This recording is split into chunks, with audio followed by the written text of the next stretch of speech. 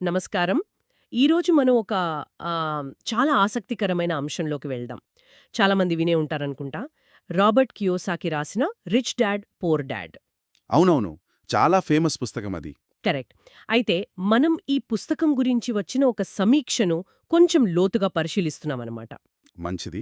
డబ్బు విషయంలో మన ఆలోచనల్ని ఇది పూర్తిగా మార్చే శక్తి ఉందని ఆ సమీక్ష బలంగా చెబుతోంది. నిజమే. ఆ పుస్తకం ప్రభావం అలాంటిది మరి. ఆ సమీక్షలో ముఖ్యంగా రచయిత తన ఇద్దరు తండ్రులున్నారు కదా! అవును. పూర్ డాడ్, రిచ్ డాడ్ అని. వాళ్ళిద్దరూ. ఒకరు బాగా చదువుకున్న, ఆర్థికంగా కొంచెం వెనుకబడినవాడు, అంటే పూర్ డాడ్. అవును. మరొకరేమో అంతగా చదువుకోకపోయినా బాగా సంపన్నుడైన రిచ్ డాడ్. వాళ్ళ ఆర్థిక ఆలోచనలు ఎంత తేడాగా ఉన్నాయో పోల్చారు. అవును. ఆ వైరుధ్యమే పుస్తకానికి కీలకమని ఆ సమీక్ష చెబుతోంది. అక్కడే అసలు విషయం మొదలవుతోంది. అవును. మరి ఈ చర్చతో మన లక్ష్యమేంటంటే, ఆ సమీక్ష మనకు ఏం పాఠాలు చెప్తోంది అనేది గ్రహించడం. సరే. ముఖ్యంగా జీతం మీదనే ఆధారపడకుండా సంపదను పెంచే ఆస్తులు ఎలా క్రియేట్ చేసుకోవాలి. అది చాలా ముఖ్యం. అసలు ఆర్థిక విద్య అంటే ఏంటి? అది మనకెందుకంత అవసరం? రైట్. అన్నిటికంటే ముఖ్యంగా డబ్బు గురించి మన ఆలోచనలు, ఆ మైండ్ సెట్ మార్చుకోవటం ఎలా? ఈ అంశాలపై చూద్దాం ఆ సమీక్ష ఆధారంగా. తప్పకుండా. ఈ పుస్తకం అంటే సమీక్ష విశ్లేషణ ప్రకారం ఎందుకంత పాపులర్ అయిందంటే, మనం చిన్నప్పటినుంచి నమ్ముతున్న కొన్ని విషయాలుంటాయి కదా! ఉంటాయవును. డబ్బు, ఉద్యోగం, భవిష్యత్తు గురించి. ఆ పాతకాలపు ఆలోచనలనన్నిటినీ ఇది నేరుగా ప్రశ్నిస్తుందన్నమాట. అంటే బాగా చదువుకో, మంచి జాబ్ తెచ్చుకో, సెటిల్ అయిపో అనే మాటల్ని. అచ్చంగా అవే. వాటిని సవాలు చేసి ఇంకో దారి ఉంది అని చూపిస్తుంది. అందుకే చాలామందికి ఇది ఒక రకంగా కళ్ళు తెరిపించింది అని సమీక్షకులంటున్నారు. అవును, నిజమే. ఆ ప్రధాన వైరుధ్యంతోనే స్టార్ట్ చేద్దాం. సమీక్షకులు పూర్డాడ్ గురించి ఎలా చెప్పారంటే, ఆయన బాగా చదువుకున్నవారు, గవర్నమెంట్ ఉద్యోగి, హ్మ్. కష్టపడి పనిచేయడం, పొదుపుగా ఉండటం, రిస్క్ వద్దు బాబోయ్ అనుకోవడం. నమస్కారం. ఇలాంటివి ఈరోజు మనం ఒక అంటే సేఫ్టీ ఫస్ట్ చాలా అన్నమాట. ఆసక్తికరమైన అంశంలో నెల జీతం వస్తే చాలా మంది వినే అదే పెద్ద ఉంటారనుకుంటా. భద్రత అని ఫీల్ రాబర్ట్ కియోసాకి ఇది రాసిన చాలా మంది 'రిచ్ మన డాడ్ మధ్యతరగతి పూర్ వాళ్ళ డాడ్'. ఆలోచనలకు దగ్గరగా అవునవును. ఉంటుంది కదా. చాలా అవును. ఫేమస్ పుస్తకం. చాలా అది. సహజంగా Correct. అనిపిస్తుంది అయితే ఆలోచన. మనం కానీ ఈ పుస్తకం దీనికి గురించి పూర్తి వచ్చిన ఒక opposite సమీక్షను direction కొంచెం rich లోతుగా dad పరిశీలిస్తున్నామన్నమాట. అవును. మంచిది. ఈ పుస్తకం డబ్బు మీద వచ్చిన విషయంలో మన విశ్లేషణ ప్రకారం ఆలోచనల్ని రిచ్ డాడ్ ఇది ఫోకస్ అంతా వేరేలా ఉంటుంది. పూర్తిగా మార్చే వ్యాపారాలు శక్తి పెట్టడం. ఉందని ఆ Investments సమీక్ష చేయడం. బలంగా చెబుతోంది. ఆస్తులు నిజమే. అసెట్స్ కూడా ఆ పుస్తకం ప్రభావం డబ్బు అలాంటిది కోసం మరి. తను ఆ పని చేయడం సమీక్షలో కాదు. ముఖ్యంగా డబ్బు తన రచయిత కోసం తన పని ఇద్దరు చేయాలి. తండ్రులున్నారు Exactly. కదా. అవును. డబ్బు పూర్ తన డాడ్, కోసం రిచ్ డాడ్ పనిచేసేలా అని. చూసుకోవడం. వాళ్ళిద్దరు. దీనికి ఒకరు base బాగా ఏంటి? చదువుకున్న, Financial ఆర్థికంగా కొంచెం literacy. అంటే వెనుకబడినవాడు. డబ్బు ఎలా పనిచేస్తో నేర్చుకోవడం. ఓ ఈ రెండిటి మధ్య ఉన్న గ్యాపే పుస్తకానికి ఆయువు పట్టు అని సమీక్షకులు గట్టిగా చెప్పారు. అద్భుతం. అందుకేనేమో సమీక్షకులు మళ్లీ మళ్లీ ఆర్థిక దృక్పథాన్ని మార్చే పుస్తకం అని అండర్లైన్ చేశారు. అవును, అది నిజం. అంటే జాబ్ చేస్తేనే డబ్బులొస్తాయి, వేరే దారు లేవు, లేదా అవి చాలా డేంజర్ అనుకునేవాళ్లకి ఇది కొంచెం షాకింగ్గా ఉంటుందేమో. తప్పకుండా. కొత్త దారులున్నాయని, వేరేలా ఆలోచించవచ్చని చెబుతుంది కదా. నిజమే. నిజానికి ఆ సమీక్ష ఒక కీలకమైన విషయాన్ని హైలైట్ చేసింది. కేవలం ఒకే ఆదాయం అంటే జీతంపై ఆధారపడటం, అందులో కొంచెం ప్రమాదముంది. ఎందుకని? చూడండి, జీతం రావాలంటే మనం టైం పెట్టాలి, కష్టపడాలి. అవును. ఒకవేళ మనం పని చేయలేని పరిస్థితి వస్తే అప్పుడు ఆదాయం ఆగిపోతుంది. అంతే కదా. కానీ ఆస్తులు అలా కాదు. సమీక్ష చెప్పినట్టు సరిగ్గా ఏర్పాటు చేసుకుంటే అవి మనం నిద్రపోతున్నా డబ్బు తెచ్చిపెట్టగలవు. వావ్! ఈ బేసిక్ ఆలోచనే సమీక్షలో చెప్పిన మొదటి కీలక పాఠానికి దారితీస్తుంది. అవును, మొదటి పాఠం ఆస్తులు వర్సెస్ అప్పులు, అసెట్స్ వర్సెస్ లయబిలిటీస్ అంటాం కదా. అవును. ఇది వినడానికి చాలా సింపుల్గా అనిపించొచ్చు, కానీ చాలా డీప్ విషయమని సమీక్ష చెప్తోంది. నిజమే. సమీక్షకులిచ్చిన డెఫినిషన్స్ చాలా క్లియర్గా ఉన్నాయి. ఆస్తులు అంటే మన జేబులోకి డబ్బును తెచ్చేవి. హ్మ్. ఉదాహరణకు అద్దె వచ్చే ఇల్లు, స్టాక్స్ నుంచి వచ్చే డివిడెండ్స్. రాయల్టీలు కూడా. అవును. మరి అప్పులు అంటే మన జేబులోంచి డబ్బును బయటకు తీసుకెళ్లేవి. అంటే మన ఇంటి లోన్, ఈఎంఐలు. కార్ లోను వాయిదాలు, క్రెడిట్ కార్డ్ బిల్లులు, ఇవన్నీ అనమాట. ఇక్కడే చాలామందికి కన్ఫ్యూజన్ వస్తుందని సమీక్షకులు అంటున్నారు. అవునా? ఎలా? చాలామంది తాము ఉండే పెద్ద ఇల్లు లేదా ఖరీదైన కారు వాటిని గొప్ప ఆస్తి అనుకుంటారు. అవును, అనుకుంటారు కదా. కానీ కియోసాకి లాజిక్ ప్రకారం, అంటే సమీక్ష వివరించినట్లుగా, వాటికోసం మనం కట్టే ఈఎంఐలు, మెయింటెనెన్స్ ఖర్చులు, అవన్నీ మన జేబులోంచి డబ్బు తీసుకెళ్తున్నాయి కదా. అవును, నిజమే. అప్పుడవి టెక్నికల్గా అప్పులవుతాయి, ఆస్తులు కావు. ఓ, అలాగా? ఈ చిన్న తేడా తెలియకపోవడమే చాలామంది ఫైనాన్షియల్గా ఎదగకపోవడానికి ఒక ముఖ్య కారణమని సమీక్షకులు గట్టిగా విశ్లేషించారు. ఇది చాలా ఇంట్రెస్టింగ్ పాయింట్. ఈ వ్యత్యాసం ఎందుకంత బేసిక్ అంటే, సమీక్ష కోణం నుంచి చూస్తే ఇది డబ్బు విషయంలో మన ప్రవర్తనను, మన డెసిషన్స్ను మార్చేస్తుంది. ఎలా? ఒక వస్తువు కొనాలా వద్దా అని డిసైడ్ అయ్యే ముందు, ఇది నా జేబులోకి డబ్బు తెస్తుందా లేక తీసుకెళ్తుందా అని మనల్ని మనం ప్రశ్నించుకోవడం మొదలుపెడతాం. అప్పుడు అనవసరమైన ఖర్చులు తగ్గుతాయేమో. ఖచ్చితంగా. ఆ ఒక్క ప్రశ్న చాలు అనవసర ఖర్చులు తగ్గించి ఇన్వెస్ట్మెంట్ల వైపు మనల్ని నడిపించడానికి. అంటే ఇది కేవలం జీతం తెచ్చుకుని బిల్లులు కట్టి మిగిలితే దాచుకునే పద్ధతికి భిన్నమైన ఆలోచన. అవును, పూర్తి భిన్నమైన దృక్పథం. ఆర్థిక స్వేచ్ఛకు ఇది ఫస్ట్ స్టెప్ అని సమీక్షకులు అంటున్నారు. నిజంగా ఆలోచించాల్సిన విషయమే ఇది. సరే, ఇక రెండో కీలక పాఠం దగ్గరకొద్దాం. ఆర్థిక విద్య ప్రాముఖ్యత, ఫైనాన్షియల్ ఎడ్యుకేషన్. ఇది కూడా చాలా ముఖ్యం. ఇది కూడా నాకు చాలా ఆసక్తిగా అనిపించింది. మన ఎడ్యుకేషన్ సిస్టమ్, స్కూల్స్, కాలేజీలు రకరకాల స్కిల్స్ నేర్పిస్తాయి, జాబ్ సంపాదించడానికి రెడీ చేస్తాయి. అవును, ప్రొఫెషనల్ స్కిల్స్ మీద ఫోకస్ ఉంటుంది. కానీ సంపాదించిన డబ్బును ఎలా మేనేజ్ చెయ్యాలి, దాన్ని ఎలా పెంచాలి, ఎక్కడ ఇన్వెస్ట్ చెయ్యాలి, అప్పుల్ని ఎలా హ్యాండిల్ చెయ్యాలి, ఈ విషయాలు పెద్దగా పట్టించుకోరు అని సమీక్షలో కొంచెం బాధపడ్డారు. నిజమే, ఆ గ్యాప్ ఉంది. కాని రిచ్ డాడ్ పద్ధతిలో దీనికే ఎక్కువ ప్రయారిటీ ఉంటుందట ఆ సమీక్ష ప్రకారం. అవును, ఫైనాన్షియల్ లిటరసీ. అంటే కేవలం బడ్జెట్ వేసుకోవడం మాత్రమే కాదు. కాదు. అకౌంటింగ్, ఇన్వెస్టింగ్, మార్కెట్లు ఎలా పనిచేస్తాయి, ట్యాక్స్ రూల్స్, కంపెనీల నిర్మాణం, ఇలాంటి విషయాలపై బేసిక్ నాలెడ్జ్ ఉండాలి. ఇవన్నీ మామూలుగా మనకు స్కూల్లో, కాలేజీలో దొరకవు కదా. దొరకవు. అందుకే సమీక్షకులు దీన్ని స్పష్టంగా చెప్పారు. ఓకే. అవును, మన సాంప్రదాయ విద్యలో ఈ ఫైనాన్షియల్ ఎడ్యుకేషన్ లేకపోవడం వల్ల ఎంత ఎఫెక్ట్ ఉంటుందో సమీక్షకులు వివరంగానే చెప్పారు. అందుకే కియోసాకి స్కూల్లో నేర్పలేదని ఆగిపోకుండా మనకు మనమే నేర్చుకోవాలని అంత బలంగా చెప్పారా? అవును, సెల్ఫ్ స్టడీ చాలా ముఖ్యమంటారు. మరి విద్య లేకపోతే ఎలాంటి ప్రాబ్లమ్స్ వస్తాయి సమీక్ష ప్రకారం? చాలా వస్తాయి. ఉదాహరణకు, మంచి జీతం వస్తున్నా నెల చివరికి చేతిలో డబ్బులుండవు. ఓ. అనుకోని ఖర్చులకు అప్పులు చేయాల్సొస్తుంది. రిటైర్మెంట్ కోసం సరిపడా ప్లాన్ చేసుకోలేకపోవడం. అయ్యో. చివరికి మోసపూరిత స్కీమ్స్ ఉంటాయి కదా, వాటిలో పడి డబ్బులు పోగొట్టుకోవడం.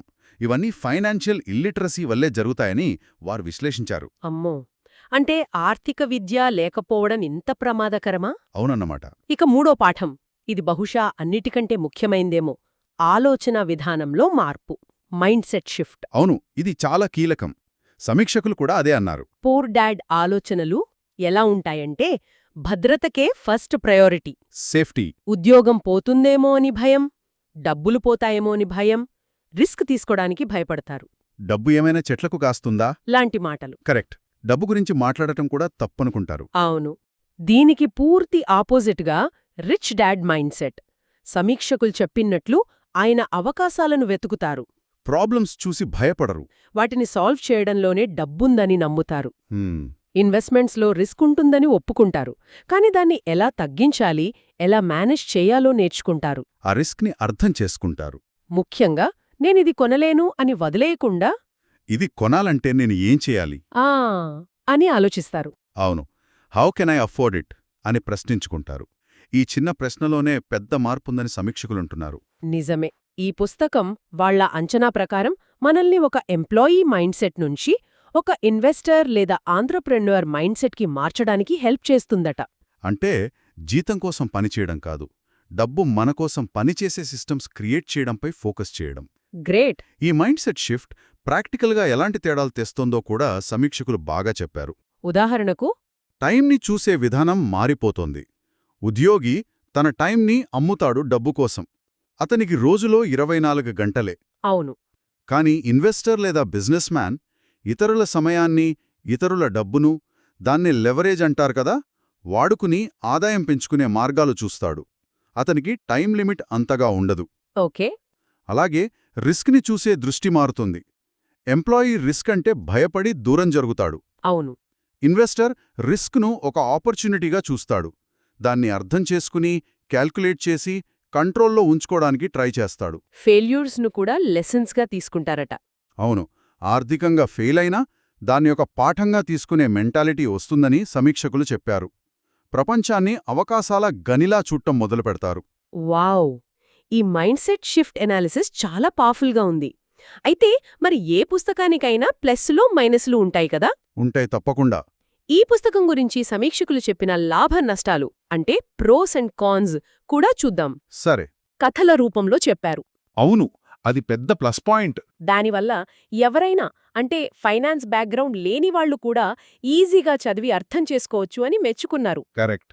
ముఖ్యంగా మన పాత ఆలోచనల్ని ప్రశ్నించి కొత్త యాంగిల్ చూపించడంలో ఇది చాలా ఎఫెక్టివ్ అని అన్నారు. ఇన్స్పైరింగ్గా ఉంటుందంటారు. అవును, చదివాక ఏదో ఒకటి చెయ్యాలనే మోటివేషన్ వస్తుందని చెప్పారు. మరి నష్టాలు? నష్టాలు వైపొస్తే సమీక్షకులు మెయిన్గా 2 పాయింట్స్ రేస్ చేశారు. ఒకటి, ఇందులో ఎలా చెయ్యాలి అనేదానికి స్పెసిఫిక్ ప్లాన్స్ లేవు, ఆచరణాత్మక స్టెప్స్ లేవు. అంటే ఆస్తులు కొనండి అని చెబుతుంది కానీ ఏ ఆస్తులు కొనాలి, ఎలా కొనాలి, స్టాక్ మార్కెట్ ఎలా పనిచేస్తుంది, రియల్ ఎస్టేట్ డీల్స్ ఎలా, ఇలాంటి డీటెయిల్స్ ఉండవని చెప్పారు. ఓకే, అది మొదటి విమర్శ. రెండోది కొన్ని ఫైనాన్షియల్ కాన్సెప్ట్స్, ముఖ్యంగా రిస్క్, మార్కెట్ డైనమిక్స్ లాంటివి మరి ఓవర్ సింప్లిఫై చేసేశారని, రియల్ వరల్డ్ అంత సింపుల్గా ఉండదు కదా అని వాళ్ల అభిప్రాయం. అర్థమైంది. ఈ ప్రోస్ అండ్ కాన్స్ని కొంచెం విశ్లేషిద్దాం. తప్పకుండా. సమీక్షకుల దృష్టిలో బిగినర్స్కు ఈ సింప్లిసిటీనే ఒక వరం లాంటిది. ఫైనాన్స్ అంటే భయపడేవాళ్లకి, ఆ పెద్ద పెద్ద పదాలు చూసి కంగారు పడేవాళ్లకి ఈ పుస్తకం ఒక ఎంట్రీ పాయింట్ లాంటిది. వాళ్లలో ఇంట్రెస్ట్ క్రియేట్ చేస్తుంది. అవును, ఇంట్రెస్ట్ క్రియేట్ చేసి ఇంకా నేర్చుకోవాలనిపిస్తుంది. ఆ రకంగా చూస్తే సింప్లిసిటీ ఒక పెద్ద బలం. మరి స్పెసిఫిక్ ప్లాన్స్ లేకపోవడం? అది ఎక్స్పీరియన్స్ ఉన్న రీడర్స్కి లేదా వెంటనే యాక్షన్లోకి దిగాలనుకునే వాళ్లకి కొంచెం నిరాశ కలిగించొచ్చు. అది నిజమే. అవును. అయితే బహుశా రచయిత ఇంటెన్షన్ అది కాదేమో. ఈ పుస్తకం ఒక మోటివేషనల్ లేదా మైండ్ సెట్ చేంజింగ్ బుక్ అని step by step investment guide కాదు. అది గుర్తుంచుకోవాలి. అవును. ఇక ఓవర్ సింప్లిఫికేషన్ విమర్శ, అది కొంతవరకు నిజమే అనిపిస్తోంది. బేసిక్ ప్రిన్సిపుల్స్ని బలంగా చెప్పే క్రమంలో రియల్ వరల్డ్లో ఉండే కొన్ని కాంప్లెక్సిటీస్, ఛాలెంజెస్ని పుస్తకం కొంచెం పక్కన పెట్టి ఉండవచ్చు. ఉదాహరణకు రియల్ ఎస్టేట్ గురించి. అవును, రియల్ ఎస్టేట్లో లాభాలు తీయడం చెప్పినంత ఈజీ కాదు కదా.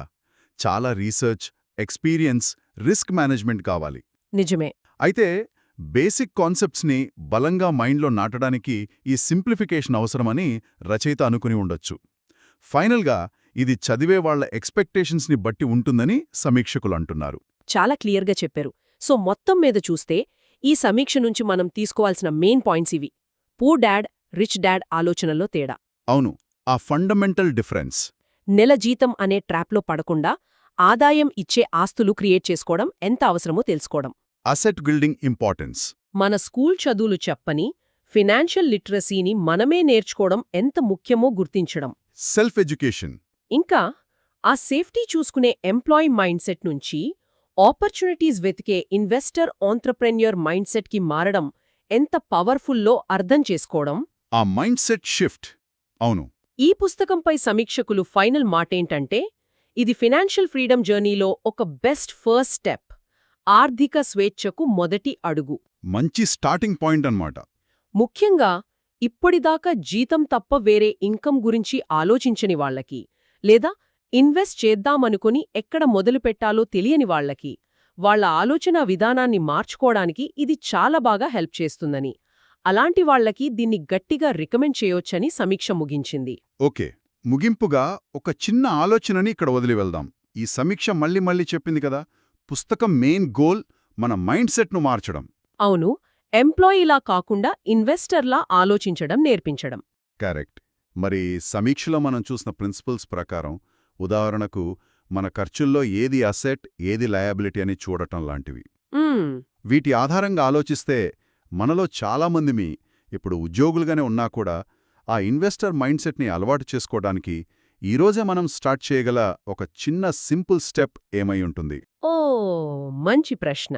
బహుశాది మన నెల ఖర్చులను ఒకసారి రాయడం కావచ్చు, ఏది అవసరం ఏది అనవసరమని చూడటం. లేదా ఒక చిన్న అమౌంట్తో ఇన్వెస్ట్ చేయడం గురించి తెలుసుకోవడం. అదీ కావచ్చు. లేదా ఫైనాన్స్పై కనీసం ఒక ఆర్టికల్ చదవడం, ఒక వీడియో చూడటం, ఏదైనా సరే. ఈ ప్రశ్న గురించి ఆలోచించడం, ఆ దిశగా ఒక చిన్న అడుగు వేయడం, అదే మన ఫైనాన్షియల్ ఫ్యూచర్పై పెద్ద ఇంపాక్ట్ చూపించొచ్చేమో.